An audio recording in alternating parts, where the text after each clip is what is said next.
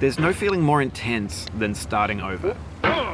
If you deleted your homework the day before it was due, as I have, or if you left your wallet at home and you have to go back after spending an hour in the commute. If you won some money at the casino and then put all your winnings on red but it came up black. If you got your best shirt dry cleaned before a wedding and then immediately dropped food on it. If you won an argument with a friend and then later discovered that they just returned to their original view. Starting over is harder than starting up. If you're not ready for that, like if you've already had a bad day, then what you're about to go through might be too much. Feel free to go away and come back. I'll be here. Alright, thanks for coming with me on this trip. I'll understand if you have to take a break at any point. Just find a safe place to stop and quit the game.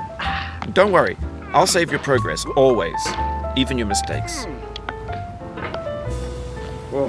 This game is a homage to a free game that came out in 2002 titled Sexy Hiking. The author of that game was Jazzuo, a mysterious Czech designer who was known at the time as the father of B games. And B games are rough assemblages of found objects. Designers slap them together very quickly and freely, and they're often too rough and unfriendly to gain much of a following. They're built more for the joy of building them than as polished products. In a certain way, Sexy Hiking is the perfect embodiment of a B game.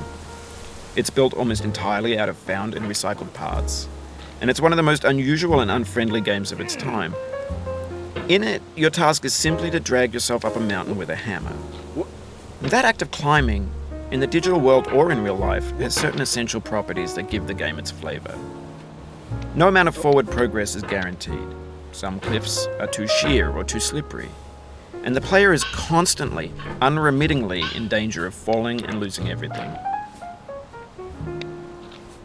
Anyway, when you start Sexy Hiking, you're standing next to this dead tree that blocks the way to the entire rest of the game. It might take you an hour to get over that tree, and a lot of people never got past it. You prod and you poke at it, exploring the limits of your reach and your strength, trying to find a way up and over. And there's a sense of truth in that lack of compromise. Most obstacles in video game worlds are fake. You can be completely confident in your ability to get through them once you have the correct method or the correct equipment or just by spending enough time. In that sense, every pixelated obstacle in Sexy Hiking is real. The obstacles in Sexy Hiking are unyielding, and that makes the game uniquely frustrating. But I'm not sure Jazzuo intended to make a frustrating game. The frustration is just essential to the act of climbing, and it's authentic to the process of building a game about climbing. A funny thing happened to me as I was building this mountain. I'd have an idea for a new obstacle, and I'd build it, test it, and it would usually turn out to be unreasonably hard. But I couldn't bring myself to make it easier. It already felt like my inability to get past the new obstacle was my fault as a player rather than as a builder. Imaginary mountains build themselves from our efforts to climb them, and it's our repeated attempts to reach the summit that turns those mountains into something real. When you're building a video game world, you're building with ideas, and that can be like working with quickset cement. You mold your ideas into a certain shape that can be played with, and in the process of playing with them, they begin to harden and set until they're immutable, like rock. And at that point, you can't change the world. Not without breaking it into pieces and starting fresh with new ideas.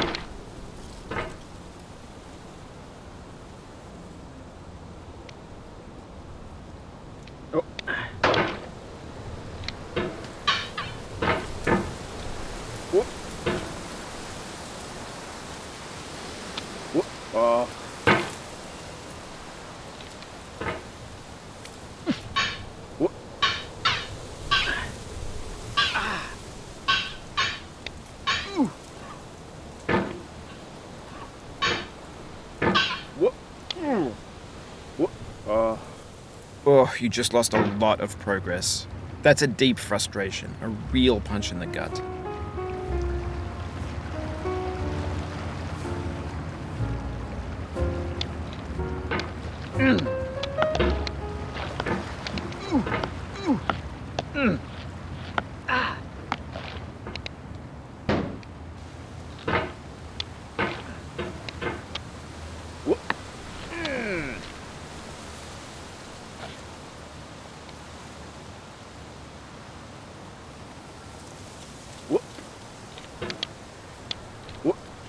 Oof, sorry about that.